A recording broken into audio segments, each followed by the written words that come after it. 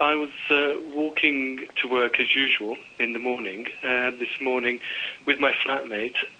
Just a normal morning, walking to work, and we saw the helicopter flying quite low. I heard it and looked up, and at that time we saw it clip the crane on the building and couldn't believe it. And then when it started to spin out of control and head towards us, directly towards us, I mean, panic set in those few seconds as the helicopter headed directly in our direction.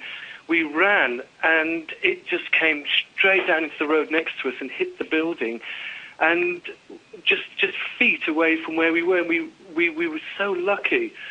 My flatmate, I mean, in the panic, he fell over. I went to grab him, and then there was this explosion, and you know, we managed to just get away. A few seconds earlier, we would have both been dead, along with the other people in that crash. But I just can't believe it. I'm lucky I'm here. You talked about the few seconds, those moments after you looked up and you saw it spinning downwards towards you. How fast did that all actually feel? Well, it all happened obviously pretty quickly, but it's those moments when you realise what is actually happening, and you have to react really quickly. From the moment it clipped the crane to the moment it started spinning towards us, it would have been just seconds. I mean, just 5 or 6 seconds, but it was just, you know, you recount the whole thing in a much bigger time frame because of what happened. But when we realised it was coming towards us, and this all happened very quickly, we just ran.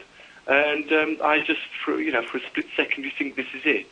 I'm gone. And but luckily, you know, we got to the other side of the road, and it crashed into the road. And not so lucky for the other people involved. We're looking at the pictures from the moments after it's hit the ground that have been recorded, and obviously, as you describe it, you were lucky it didn't hit you, but you were also lucky that the fires from all that aviation fuel, you weren't caught up in all of that. Well, absolutely. We got to the side of the road, and I think the guy who was filming that, we were behind him, and when we realised there could be, you know, anything else could happen, someone shouted "run," and we went behind the wall, and then there was this explosion. So we had time to get away from that. But you know, the fact that, you know, if I had been walking down that road just a few seconds, you know, earlier or later, you know, any moment I would have been killed. Basically, me and my flatmate would be dead.